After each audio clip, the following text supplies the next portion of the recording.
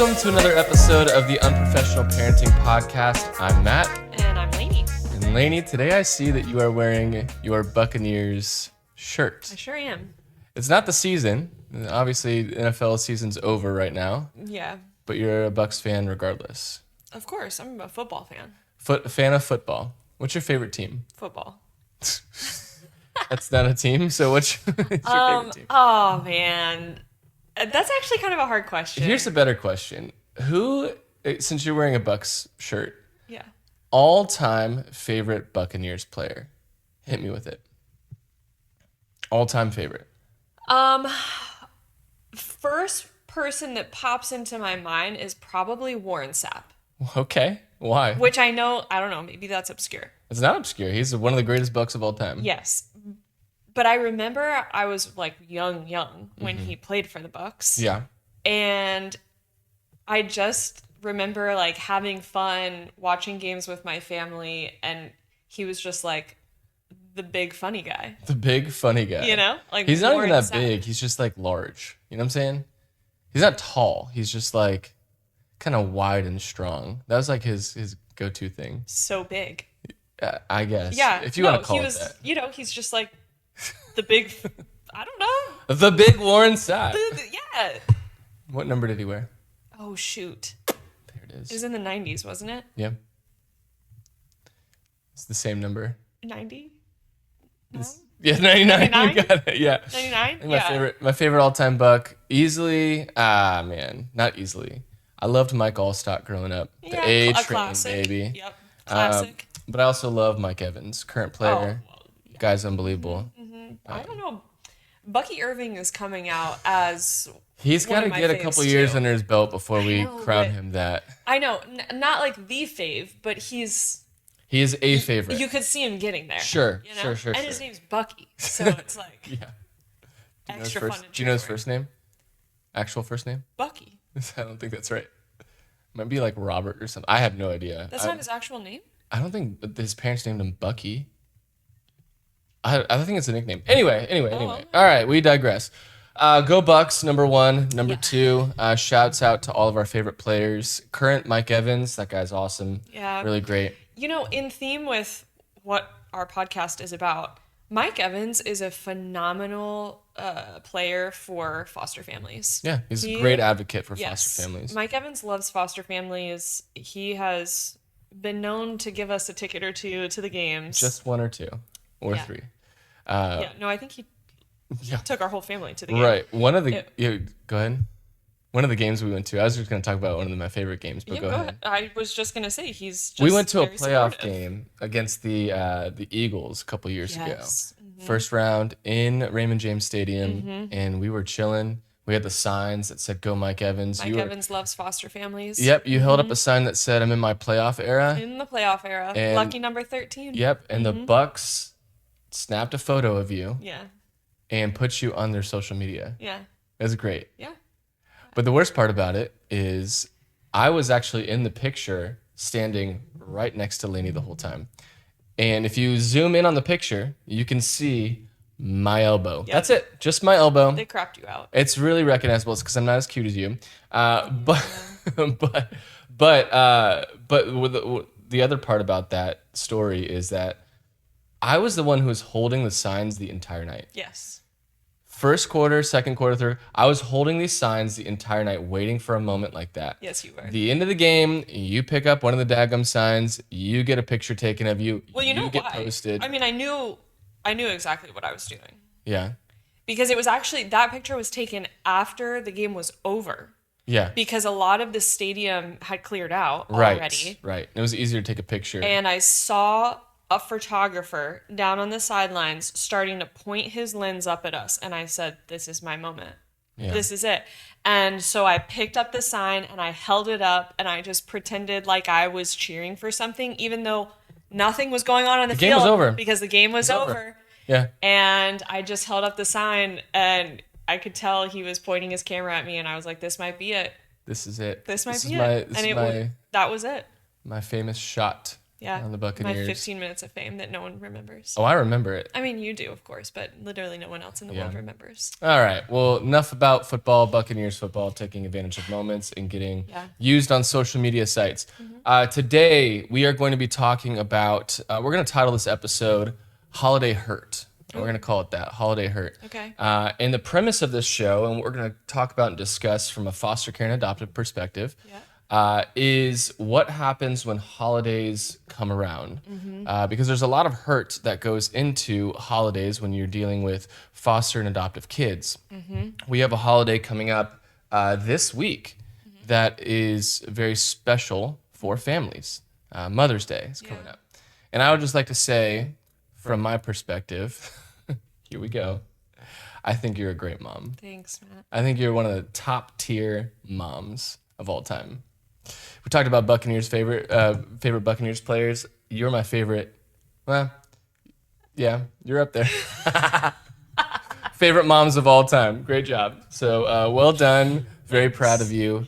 But Mother's Day is coming around, and we know, and what we've experienced in our home, is that our children have various emotions walking into holidays. Now, I want to put a disclaimer out there. I know that there's hurt that's in families and within families, and emotional things that people are dealing with in biological families when it comes to holidays. Mother's Day and Yep. Yeah. all that Loss, stuff. separation, things of that nature. I understand that exists out there, and we want to be sensitive to our biological families who listen and who have experienced that loss as well.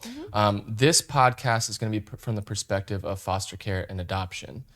So stories of us, facts about foster care and adoption, and kids that are in that scenario walking into holidays, and how kind of we handle those things and what we've experienced and what we've seen. Yeah. Yeah. So it's going to be one of those episodes. Going to get deep.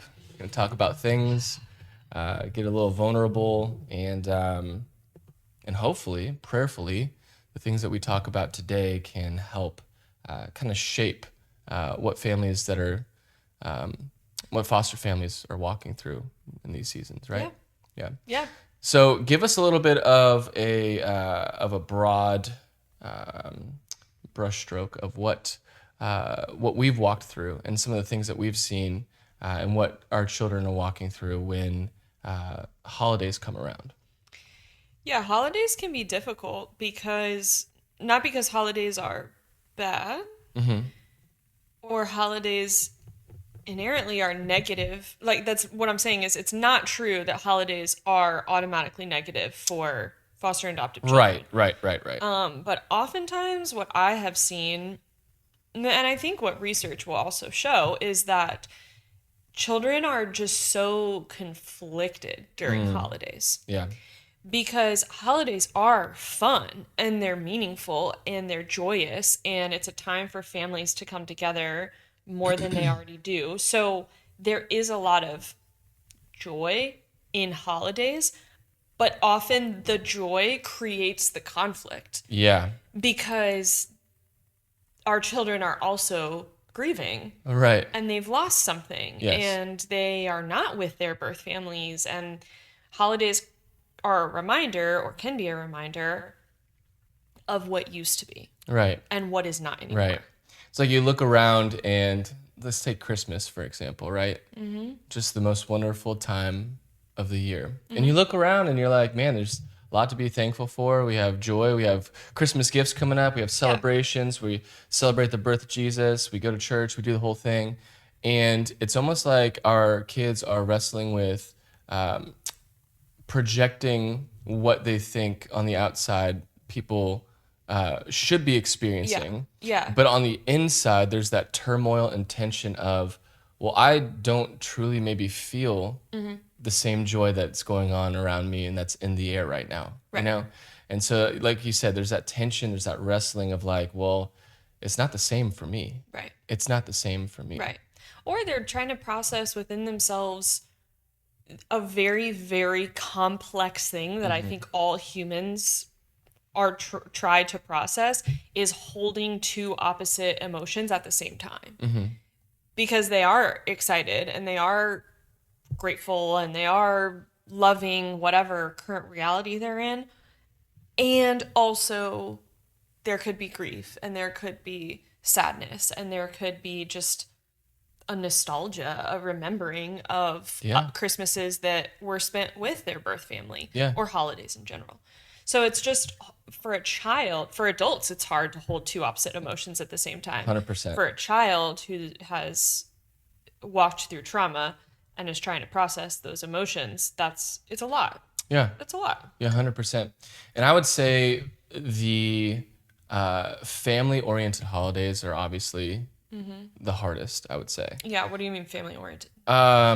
Birthdays, Okay. right?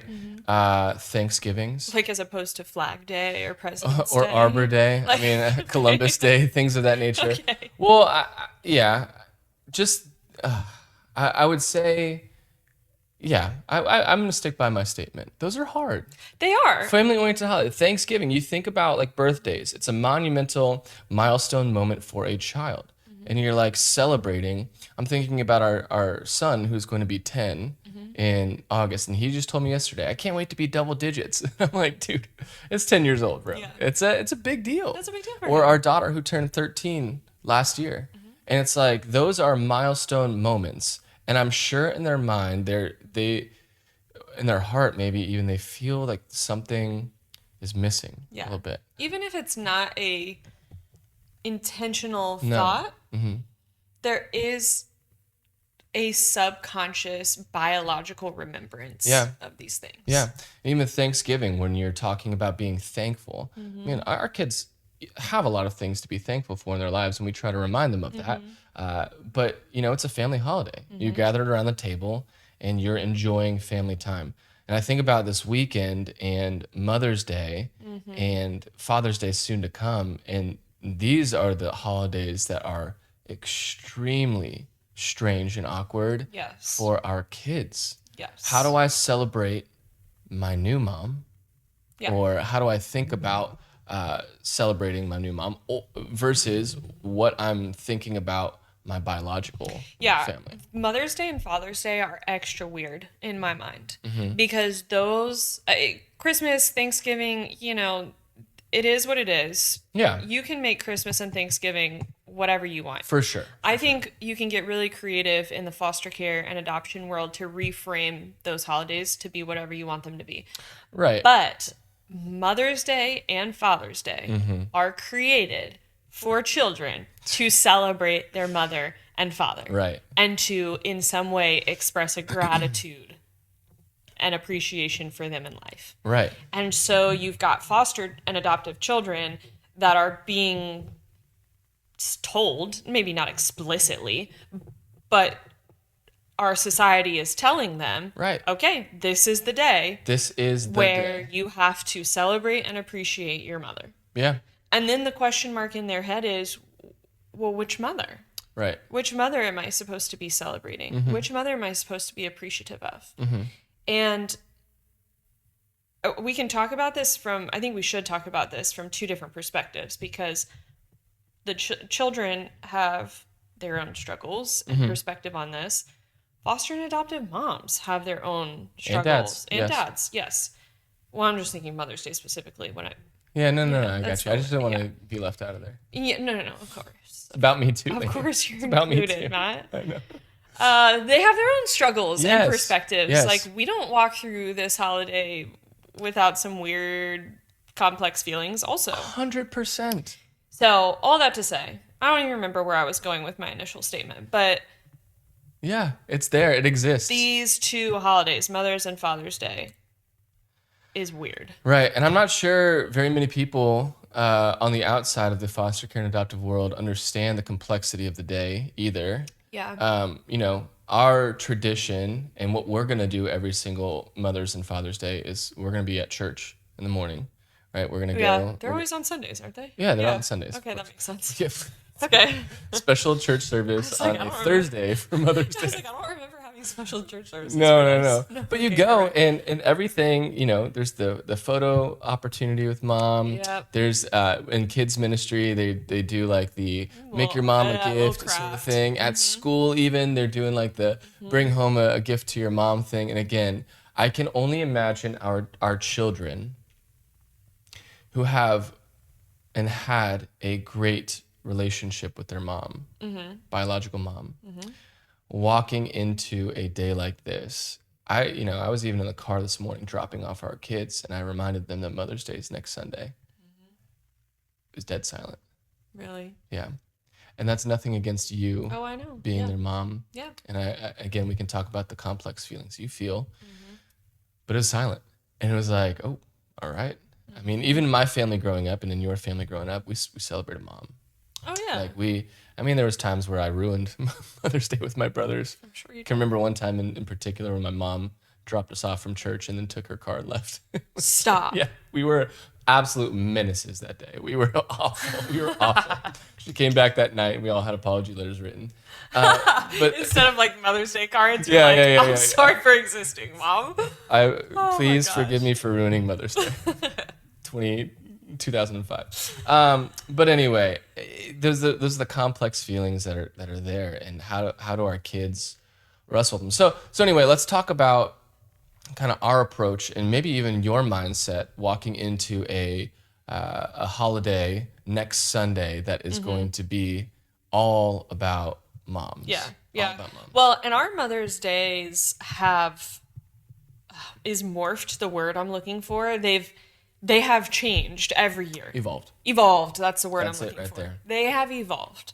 Very first Mother's Day as a foster mom was completely different than what Yes. this week No, is I'd gonna agree. it's just every year changes because our relationship changes every year and our relationship evolves. So if this year is a really, really bad year for you as a foster mom or an adoptive mom, I think next year's going to be different. Yeah. You No, know, I would agree. It's just it's going to change because your relationship with your child will change. Absolutely. And I saw a post just this week, actually. I posted it on our Unprofessional Parent Instagram. So if you're not following us on there, You should do it follow us on Instagram. immediately. Go ahead. Right now.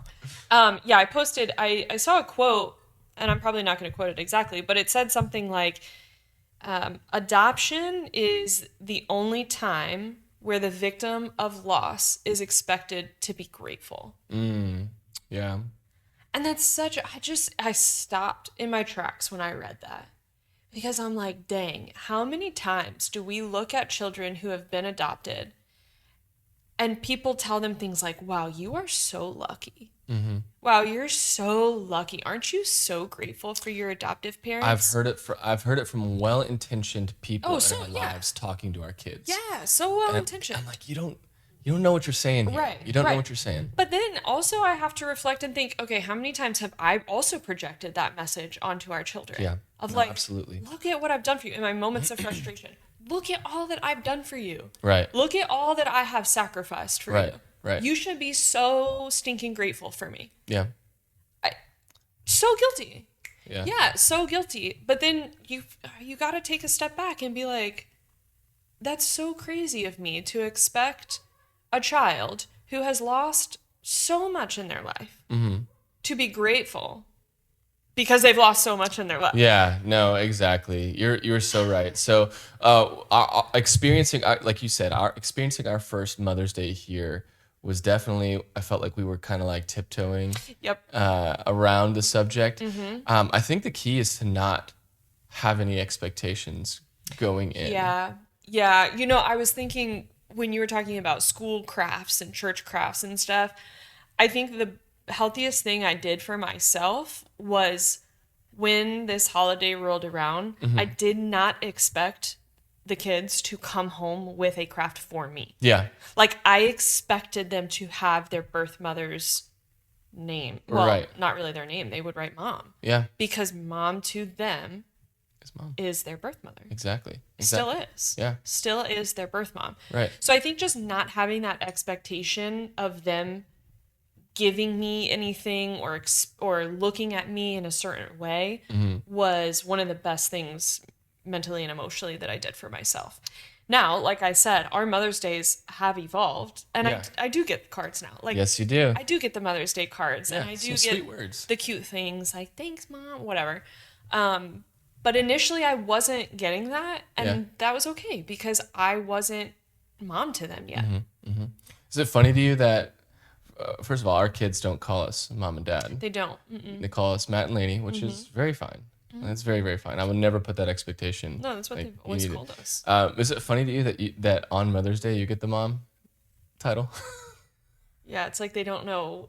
It's like this is the one day out of the year I can actually get- use it and not yeah. feel weird about it. They Right? still don't call me mom, but they'll write it down because Yes. they're like, wait, I think on Mother's Day I have to write the word mom. Can't call her Lainey today on this Right. card. I gotta write down mom. But I do wanna tell all the foster and adoptive parents out there, don't have any expectations your first time going in of like I deserve this. Let me Yeah. tell you, you deserve to be celebrated. Oh yeah.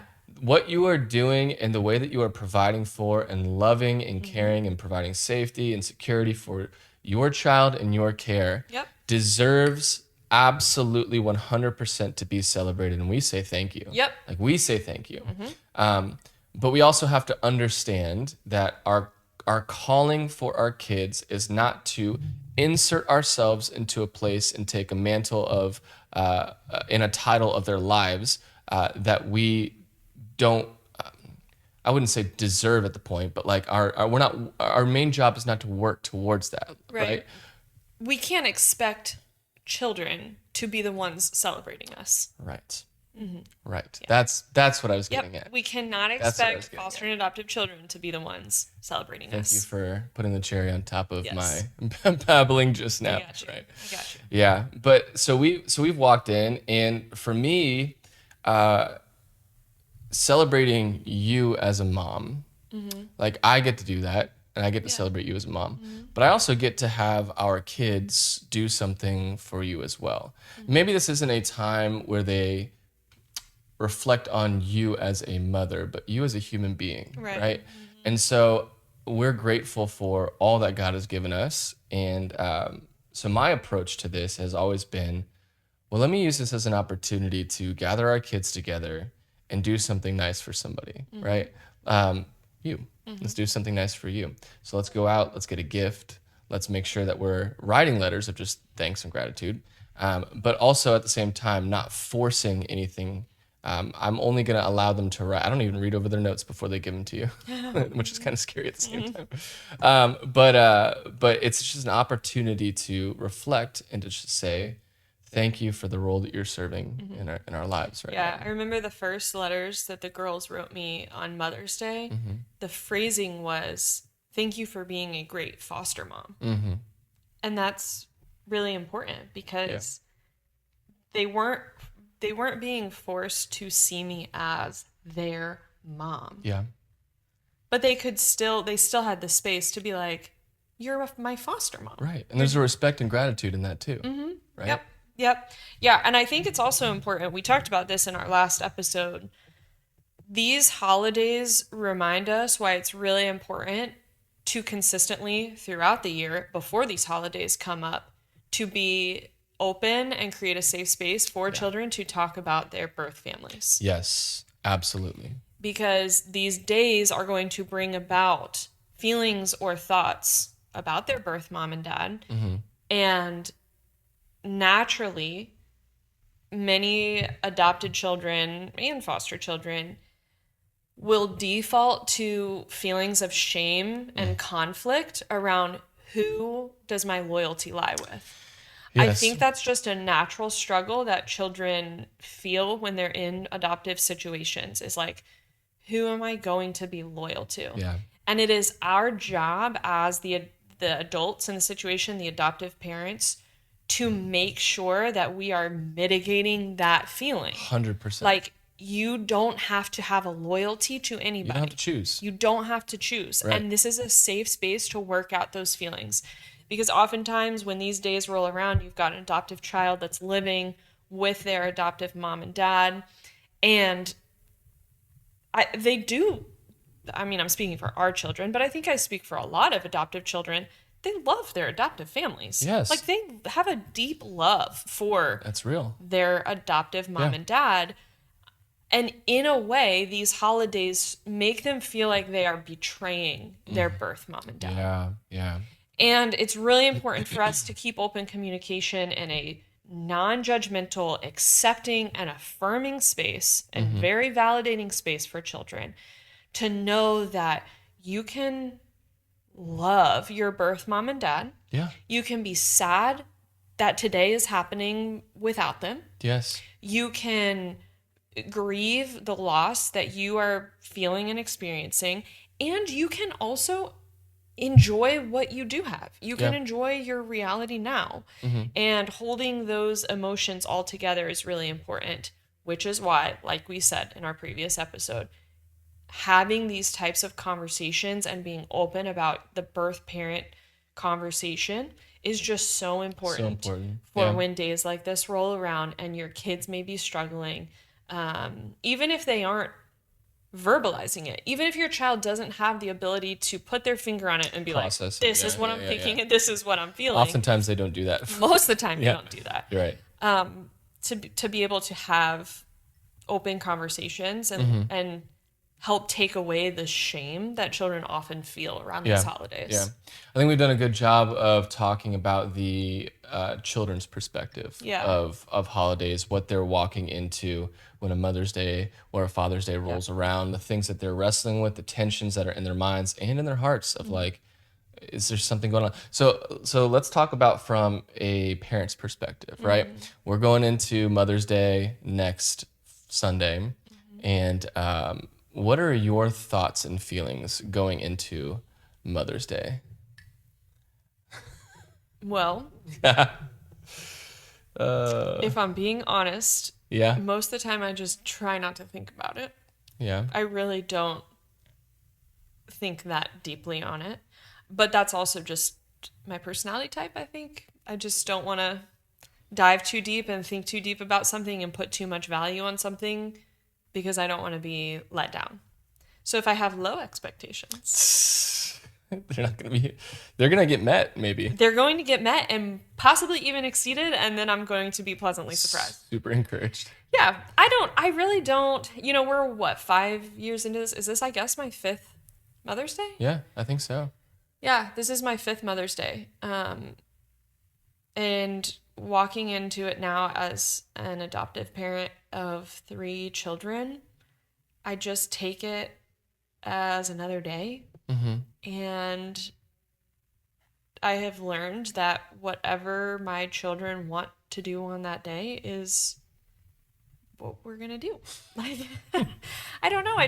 I just don't really have that difficult feelings about it. Now, I will say, if you want me to reflect on the first Mother's Days that I experienced, it was a lot different than what I'm experiencing now. Yeah.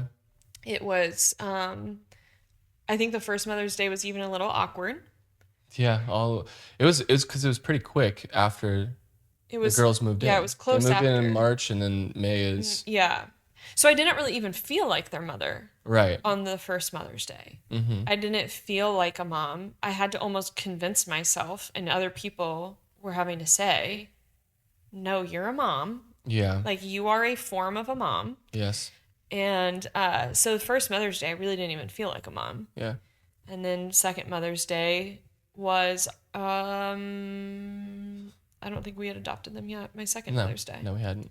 So it was just the first couple Mother's Day, I was almost like, Yeah. I don't know, should I really be even celebrating this? Right. I don't know. Our first couple Mother's Days did include us continuing to focus on their birth mother more, though. Right. Like doing activities, writing letters, making sure that we were keeping them connected in some way. Yes, I remember that. To their birth mother. Yeah. I think one of the good things also about our family is that we have my parents and your parents that live close by. Yeah. And our first few Mother's Days included us celebrating Yeah. our moms. Yeah. So And I true. think that that was really, really good for our kids. I think it alleviated a little bit of the pressure. Yeah. So true. But they also got to see what we do to celebrate our moms, Uh-huh. right? To take care of our moms, to say thank you to our moms, to show gratitude to our moms for all that they've done. And I think it was something special for our kids. And we continue obviously to celebrate our moms because they're Well, still they're yeah. still around. Yeah. But they get to see our relationships. So there's a generational thing that's happening too here of like prayerfully, hopefully they're catching on to see, this is what Yeah. healthy family celebrations and things like that look like. Yep. I think for me, for Father's Day, I I love being a dad. Like I really do. I love do. being the dad that I am and the role that I serve right now. I'm gonna try to say this without crying. But on Father's Day, um, I just really enjoy thinking about the role that I play in my kid's life. Um, I think it's more of a reflection day for me than it is for them celebrating me per se, of just the joy that I have to be a dad, that I get to take care of these kids, that I get to throw the football with my son, that I get to joke around with the girls and make silly jokes and dad jokes.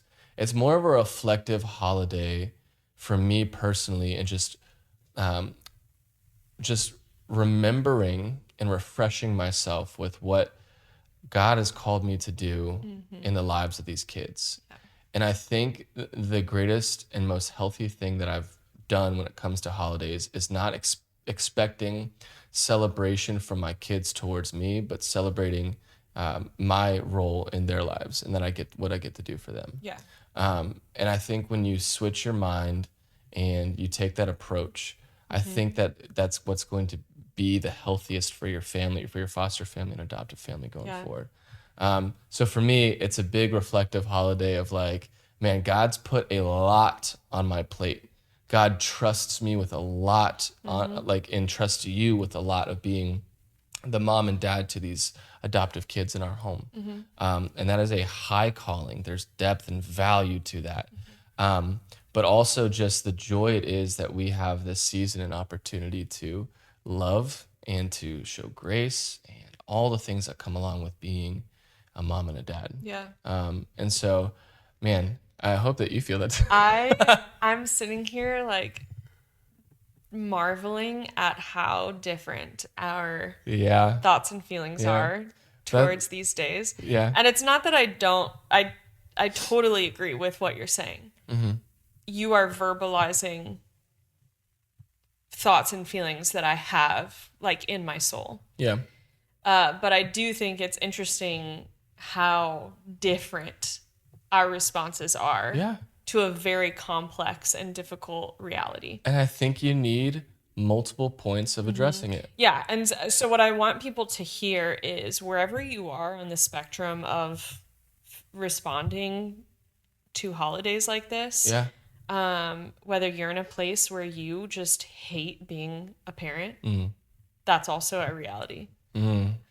Like you walked into foster care, maybe you adopted a child, Yeah, that's and good. you hate your reality right now, and you're like, a Mother's Day or Father's Day brings up for you feelings of regret, and you're like, what did I do? Or you're anywhere in the middle, all the way to the other side of what an absolute blessing and gift I have been given Yeah. to be able to walk this journey. Like no matter where you're falling on that spectrum today, it's okay. Yeah. It's okay. And Yeah. it's normal to feel whatever feeling you are having during this time. Because foster care and adoption is so complex. Yeah. And it changes from season to season. It does. Like truly. Yeah. I have been on the absolute mountaintop and I have been in really, really dark valleys with how I feel about my role as a mother. Yeah. And so I love that we had two totally different Yeah. responses to this. Yeah. And like I said, last year I felt differently. Next year I'll probably feel differently. But but just the season in our life, I feel a little more disconnected from this holiday. Yeah. And you are like loving your role in this holiday.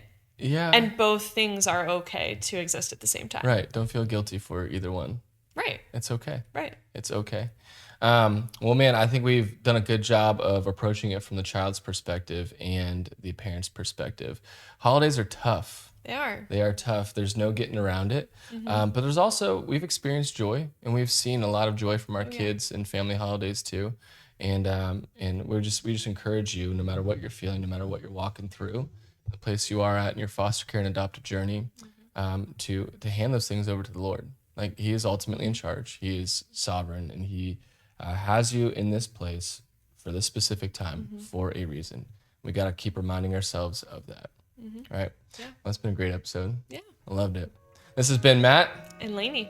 with Unprofessional Parenting Podcast. We will see you next time.